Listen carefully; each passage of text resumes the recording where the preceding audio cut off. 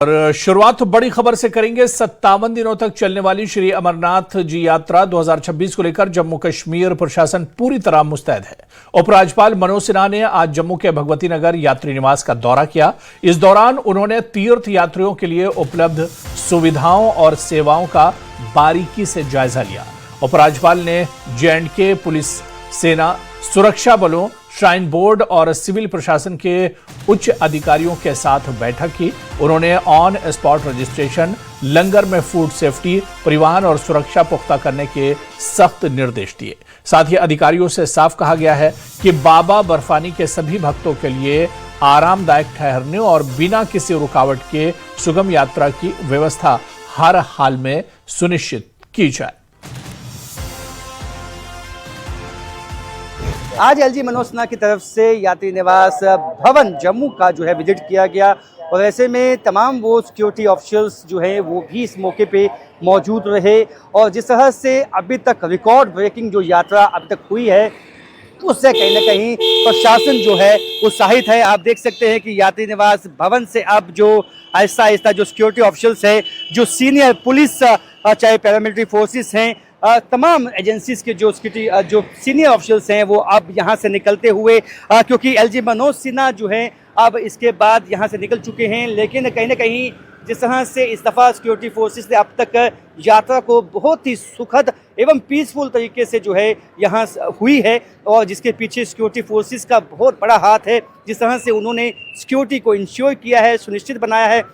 आप देख सकते हैं कि अभी भी यात्री निवास भवन में जो सिक्योरिटी प्रबंध हैं वो चाक चौबंद हैं, पुख्ता हैं और ये वही तस्दीक करता है क्योंकि प्रशासन जानता है कि इस दफ़ा जो है यात्रा पिछले सालों के रिकॉर्ड जो है वो टूटने वाले हैं और आगे भी यात्रा जो है बहुत ही सेफ पीसफुल तरीके से चले। और इस बात को यकीनी बनाने के लिए एलजी मनोज सिन्हा ने टॉप जो ऑफिसर्स हैं उनके साथ मीटिंग भी की है और इसका मकसद एक ही है कि यात्रियों में एक विश्वास बहाली जिस तरह से पहले बनी हुई है वैसी ही बनी रहे और पाकिस्तान एवं ISI अपने एजेंडे में, अपने नापाक मंसूबों में कामयाब ना हो। ये एक कोशिश जो है इस वक्त जम्मू कश्मीर प्रशासन की भी है क्योंकि उम्मीद यही है कि आने वाले दिनों में यात्रा बढ़ेगी क्योंकि यात्रा का जो तांता है, भक्तों का जो तांता है, जो देश के कोने कोने से यहाँ पहुँच रहे हैं वो उसी तरह बना हुआ है जिस तरह से पहले दिन देखने में आया था। राजन वैद, न्यूज़ 18 जम्मू। वहीं बाबा बर्फानी के दर्शन के लिए शिव भक्तों का उत्साह 7वें आसमान पर है। आज यानी बुधवार को कड़ी सुरक्षा के बीच 6251 तीर्थयात्रियों का 14वां जत्था जम्मू के भगवती नगर यात्री निवास से रवाना हो गया। 230 वाहनों के इस काफिले में से 2985 यात्री बालतल और 3266 यात्री पहलगाम रूट से आगे बढ़ रहे हैं। आपको बता दें कि यात्रा को लेकर श्रद्धालुओं में काफी उत्साह है। बीते कल यानी मंगलवार को ही 26,000 से ज्यादा भक्तों ने पवित्र गुफा में माथा टेका, जिसके साथ ही 3 जुलाई से शुरू हुई इस यात्रा में अब तक कुल 3,01,926 श्रद्धालु बाबा बर्फानी के अलौकिक दर्शन कर चुके हैं।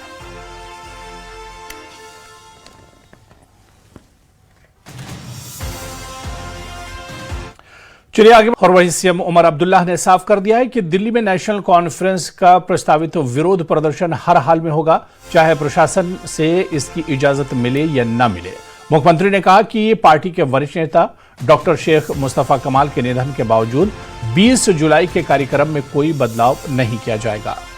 दुख की इस घड़ी में भी पार्टी अपनी रणनीति पर कायम है और सभी नेता 19 जुलाई को दिल्ली के लिए रवाना होंगे। हालांकि उमर अब्दुल्ला ने यह भी जोड़ा कि दिल्ली में आगे का रुख और रणनीति वहां के प्रशासन के रवैये को देखने के बाद ही एक तरह से तय किया जाएगा। मुस्तफा साहब की तबीयत अचानक 11 तारीख को बहुत ही ज्यादा खराब हो गई थी। डॉक्टरों ने हमें उस वक्त कहा था कि शायद ही वो 11 को बचेंगे, लेकिन उस वक्त भी मुझे पार्टी के सदर जनाब फारूक साहब की हिदायत थी कि कुछ भी हो मुस्तफा साहब को हमें अपने 12 तारीख का जम्मू का प्रोग्राम जो है वो जारी रखना था।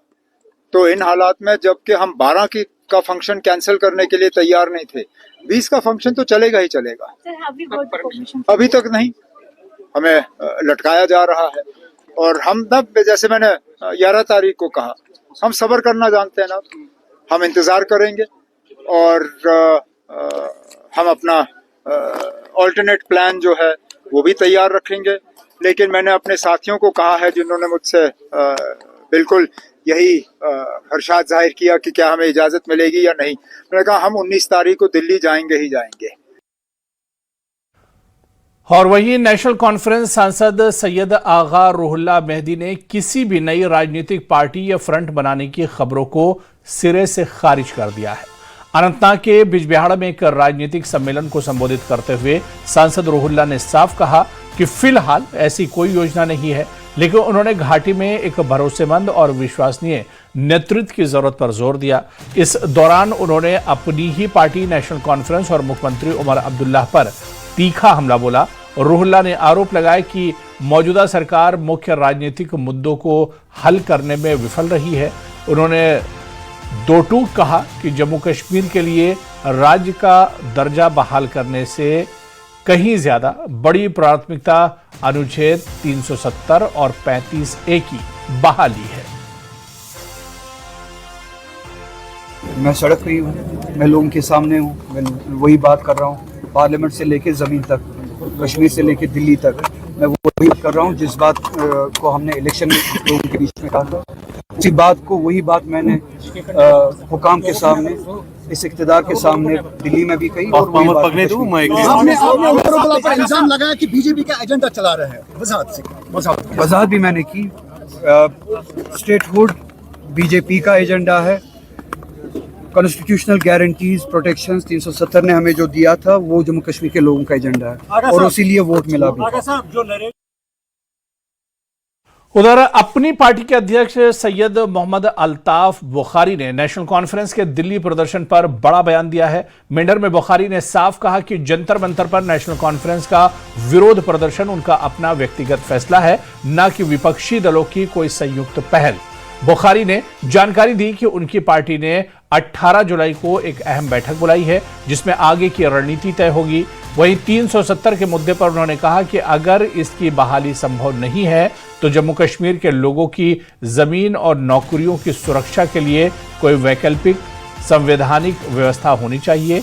इसके अलावा नेशनल कॉन्फ्रेंस के विधायकों को तोड़ने के आरोपों पर बुखारी ने दो टूक कहा कि हम न तो खरीदने वाले हैं और न ही बिकने वाले।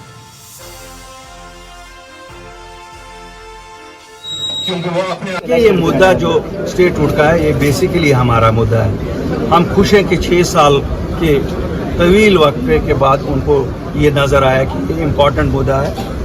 चूँकि ये नेशनल कॉन्फ्रेंस पार्टी का डिसीजन है, उन्होंने वाजिया कर दिया है ये नेशनल कॉन्फ्रेंस पार्टी का है, ये कोई कंसेंसस डिसीजन नहीं है। हमने 18 तारीख को अपनी सीनियर लीडरशिप का मीटिंग बुलाई है श्रीनगर में, जिसमें ये फैसला लिया जाएगा कि जो ये वहाँ जा रहे हैं जंतर मंतर पे, एक तो उनकी कामयाबी के लिए दुआ की जाएगी और दूसरा उनको और क्या क्या सपोर्ट एक्सटेंड करना चाहिए वो फैसला वहीं उस दिन होगा।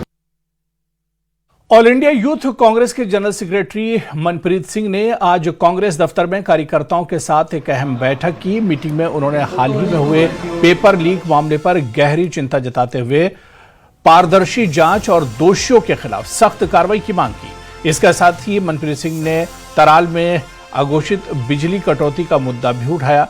उन्होंने कहा कि बिना बताए लग रहे इन पावर कट से जनता और खासकर छात्र बेहद परेशान हैं। यूथ कांग्रेस ने सरकार से बिजली सप्लाई सुधारने और इस समस्या का तुरंत समाधान करने की मांग की है। कल भी आपने देखा होगा कि महाराष्ट्र में भी एक पेपर लीक हो गया।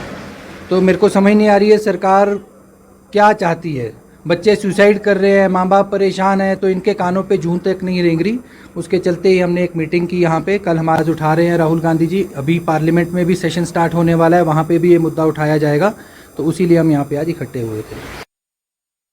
आगे बढ़ेंगे। पुंछ के मंडी में सुरक्षा बलों को बड़ी सफलता मिली है। सुरक्षा बलों ने आतंकी ठिकाने को ध्वस्त किया है। पीका राइफल की 225 गोलियां बरामद हुई हैं। तो पुंछ जिले की मंडी तहसील के सावजिया सेक्टर में सुरक्षा बलों ने तलाशी अभियान के दौरान आतंकी ठिकाना ध्वस्त किया है, जहां से पीका राइफल की 225 गोलियां बरामद की गई हैं। जानकारी के अनुसार कल देर शाम को सुरक्षा बलों ने जिले के साविजिया सेक्टर के गड़ंगा क्षेत्र में तलाशी अभियान चलाया था, जिस दौरान एक आतंकी ठिकाना मिला था, जिसे ध्वस्त करने पर उसमें छुपा कर रखी गई पीका राइफल्स की गोलियां बरामद हुई हैं।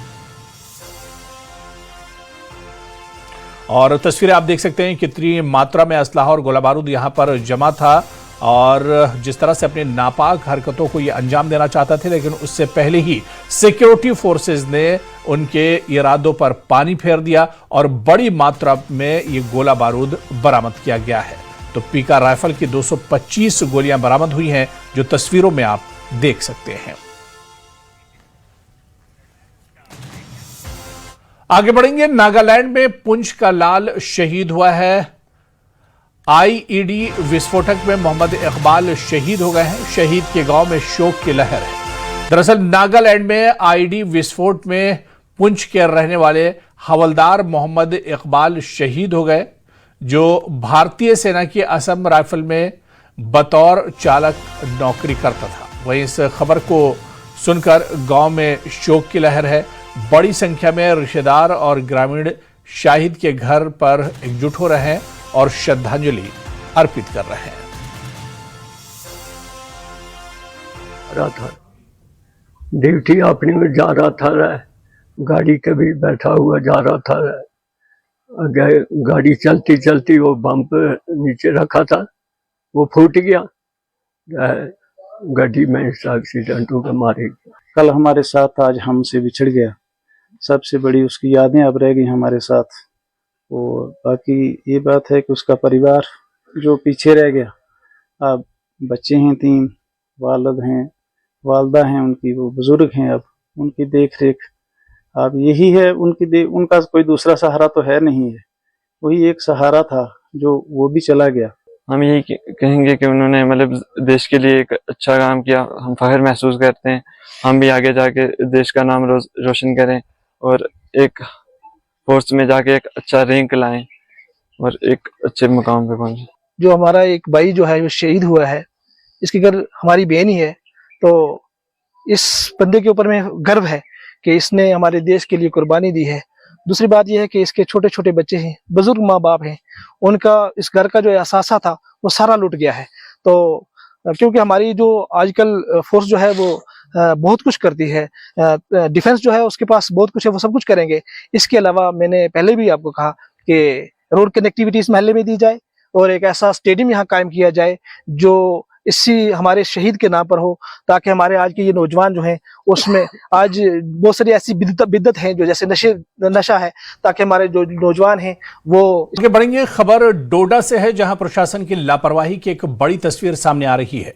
ठाठरी इलाके के खानपुरा, चब्बा और बगोत्रा पंचायत के ग्रामीण इस मानसून में जान जोखिम में डालने को मजबूर हैं। तस्वीरें आप देख सकते हैं। वजह है नदी पर पुल का न होना।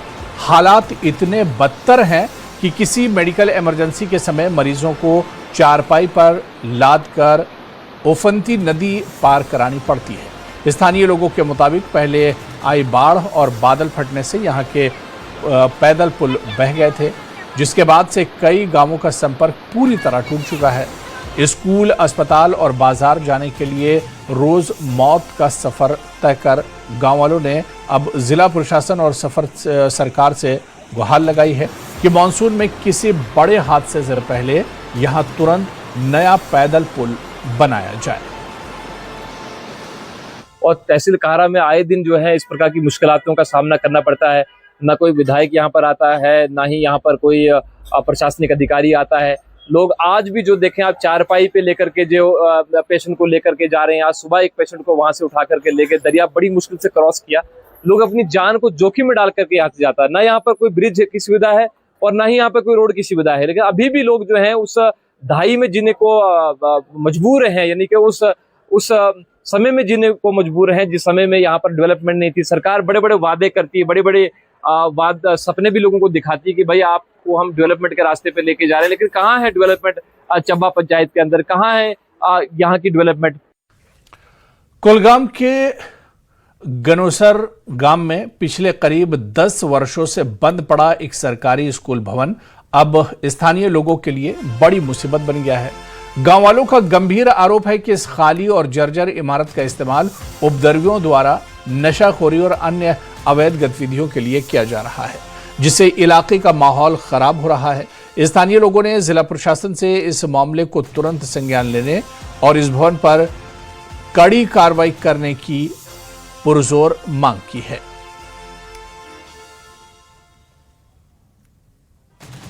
गाँव वन गनोसर गाँव हुत पे वन टेंगसर गोम यन बिल्डिंग यन सैनिस गाँवस मज स्कूल ये स्कूलस गई वुकन ये 10 वरी पड़ा ये पे गई ट्रांसफर बीस स्कूलस यम जन ये शामस बच्चे दोहल बच्चे यम सिगरेट चवान गलत इस्तेमाल करान ड्रग्स करान पता ये कॉलेजन बच्चे यपर बनान 10 वर्ष 15 वर्ष लड़की तैन ये अड़ कर चिट अड़ कर कह रिक्वेस्ट कर पन्निस DC साहबस ताकि सोन यह माहौल रोज ये ठीक ये उम्मीद बड़ उम्मीद सन यह कत वात ब्रोट DC साहबस तान मसल यह गोस मसल गसन हल।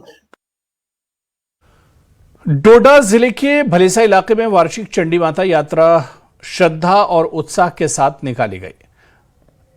चांसर से शुरू हुई यह धार्मिक यात्रा करीब 14 किलोमीटर का सफर तय कर चावंडी टॉप पहुंचेगी। यात्रा में हजारों श्रद्धालुओं ने हिस्सा लिया और पूरा मार्ग जय माता दी के जयकारों से गूंज उठा। श्रद्धालुओं की सुरक्षा को देखते हुए SSB और जम्मू कश्मीर पुलिस के जवानों की तैनाती की गई है।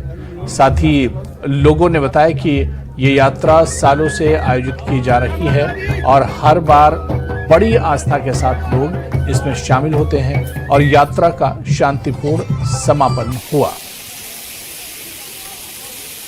और जो हमारे श्रद्धालु हैं बहुत बड़ी जनसंख्या में आए हुए हैं, मैं इनका आभार प्रकट करता हूं और माता रानी जो हमारी चौड़ माता है इनके चरणों में कोटि कोटि नमन करता हूं कि माता रानी जो है सबको शक्ति दे।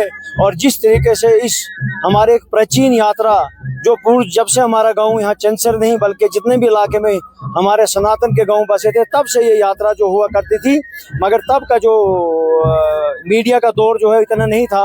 आज की डेट में मीडिया ज़्यादा है इसलिए जो है लोगों के बीच में ये बात जाती है, वरना हमारे जो पुरुष थे जो बुजुर्ग थे वो माता रानी की हर साल जो है गाँव से आके पूजा करते थे और माता रानी के चरणों में अपनी हाजिरी लगाते थे। उसी तरीके से ये प्राचीन यात्रा जो है चली आ रही है। जिस तरीके से हमारे सनातन धर्म सभा के जो हमारे प्रधान हैं, पिछले साल हमारे प्रधान हरबंस लाल कोतवाल साहब जो हमारे बीच में इस वक्त नहीं है, उन्होंने इस परंपरा को चलाया था। आगे बढ़ेंगे। दिल्ली के कनॉट पैलेस के पास मौजूद ऐतिहासिक अग्रसेन की बावली इन दिनों पर्यटकों के आकर्षण का बड़ा केंद्र बनी हुई है। अपनी बेमिसाल वास्तुकला के लिए मशहूर इस धरोहर को देखने हर दिन सैकड़ों देशी विदेशी सैलानी पहुंच रहे हैं।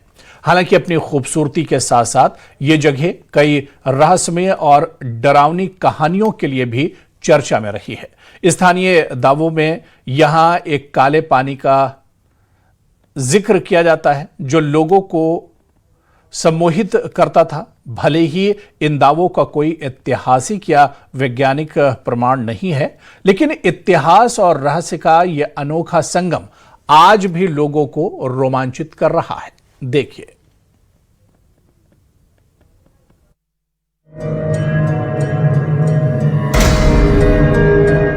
दिल्ली के शोर शराबों के बीच कनॉट प्लेस से कुछ ही दूरी पर मौजूद है एक ऐसी जगह जहां कदम बढ़ते हैं इतिहास की ओर और हर सीढ़ी के साथ गहराता है रहस्य।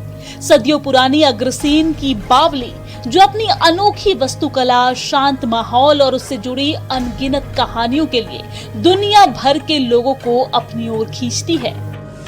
देखिए हमारी मौजूदगी इस समय अग्रसेन की बावली पर है। मेरे पीछे की जो भी आप ये दीवारें देख रहे हैं ये अग्रसेन की बावली की दीवारें हैं। आपको बताएं कि ये एक बहुत फेमस टूरिस्ट स्पॉट है, ना सिर्फ देश से बल्कि विदेश से भी तमाम टूरिस्ट यहाँ पर घूमने आते हैं। इतिहास की बात करें तो अग्रसेन बावली का इतिहास महाराजा अग्रसेन महाभारत काल से जुड़ा हुआ है। माना जाता है कि इस बावली का निर्माण महाभारत काल में महाराजा अग्रसेन द्वारा किया गया था और बाद में 14वीं शताब्दी में तुगलक या लोदी काल के दौरान इसका पुनर्निर्माण हुआ। इसके मेहराबदार डिजाइन और लाल बलुआ पत्थर की वास्तुकला इसे दिल्ली की सबसे बेहतरीन ऐतिहासिक इमारतों में से एक बनाते हैं और यही वजह है कि हर दिन यहाँ देश ही नहीं बल्कि विदेशों से भी बड़ी संख्या में पर्यटक पहुँचते हैं। क्या नाम है आपका? जहरा।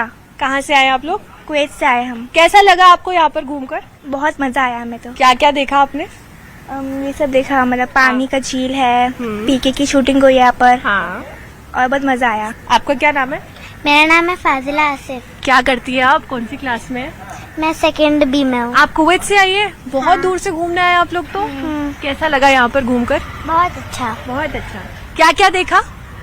हमने देखा इंडिया गेट देखा, रेड फोर्ट देखा। अब भी बहुत सारी चीजें देखी। अच्छा, बहुत सारी चीजें देखी है। वही पर्यटकों की सुविधा के लिए यहाँ पीने के पानी और शौचालय जैसी व्यवस्थाएं मौजूद है, लेकिन जब हमारी टीम ने मौके का जायजा लिया तो ड्रिंकिंग वाटर पॉइंट पर पानी उपलब्ध नहीं मिला। ऐसे में दूर दराज से आने वाले पर्यटकों को परेशानी का सामना करना पड़ रहा है। अग्रसेन की बावली का नाम आते ही इतिहास के साथ साथ रहस्य की कहानियां भी चर्चे में आ जाती है। स्थानीय लोगों के बीच यहाँ के काले पानी की कहानी वर्षों से सुनाई जाती रही है। हालांकि इन दावों का कोई प्रमाणित इतिहास या फिर वैज्ञानिक आधार नहीं है, लेकिन यही रहस्य लोगों की जिज्ञासा को आज भी यहाँ तक खींच लाता है। घूमने आए हैं? कैसा लग रहा है यहाँ पर आके? बढ़िया लगा, थोड़ा बढ़िया लगा। आप जानते हैं इसका इतिहास? नहीं जानते। अगर इतिहास को पढ़ा जाए थोड़ा सा, ऐसा कहा जाता था कि इस झील पर काला पानी था और ये झील लोगों को हिप्नोटाइज करके अपनी तरफ आकर्षित करती थी। जो लोग मानसिक रूप से थोड़े कमजोर हैं या वैसे भी थोड़े मेंटली इल हैं, उन लोगों को ये अपनी तरफ ब्लैक मैजिक के थ्रू आकर्षित करती थी। इतिहासकारों के मुताबिक ये बावली सिर्फ पानी का स्रोत नहीं था, बल्कि उस दौर की बेहतरीन जल संरक्षण प्रणाली और स्थापत्य कला का शानदार उदाहरण भी है। इसकी मेहराबे, गहरी सीढ़ियां और संतुलित डिजाइन आज भी मध्यकालीन निर्माण कला की कहानी बयां करते हैं। अग्रसेन की बावली दिल्ली के ऐतिहासिक लैंडस्केप का एक बहुत ही महत्वपूर्ण हिस्सा है। इसका निर्माण किसने किया और एग्जैक्टली किस समय पर हुआ, इसका कोई ठोस प्रमाण हमारे पास नहीं है, लेकिन लगभग 18वीं 19वीं शताब्दी के कई जो सोर्सेज हैं वो ये मेंशन करते हैं इस बावली के बारे में। काफ़ी इम्पॉर्टेंट लैंडस्केप है जहाँ पर लोग, और दिल्ली का जो एक टूरिस्ट लैंडस्केप है उसमें भी इसकी एक बड़ी महत्वपूर्ण भूमिका है। अग्रसेन की बावली सिर्फ पत्थरों से बनी एक ऐतिहासिक इमारत नहीं, बल्कि दिल्ली की उस विरासत का हिस्सा है जहां इतिहास, वास्तुकला और लोक कथाएं एक साथ दिखाई देती है। हर दिन यहां आने वाले सैकड़ों पर्यटक इसी इतिहास और रहस्य को करीब से महसूस करने की कोशिश करते हैं। जरूरत सिर्फ इतनी है कि इस धरोहर के संरक्षण के साथ साथ यहां आने वाले लोगों की मूलभूत सुविधाओं पर भी बराबर ध्यान दिया जाए, ताकि इतिहास का ये सफर हर किसी के लिए यादगार बन सके। न्यूज़ 18 के लिए संवाददाता रुनझुन कोहली।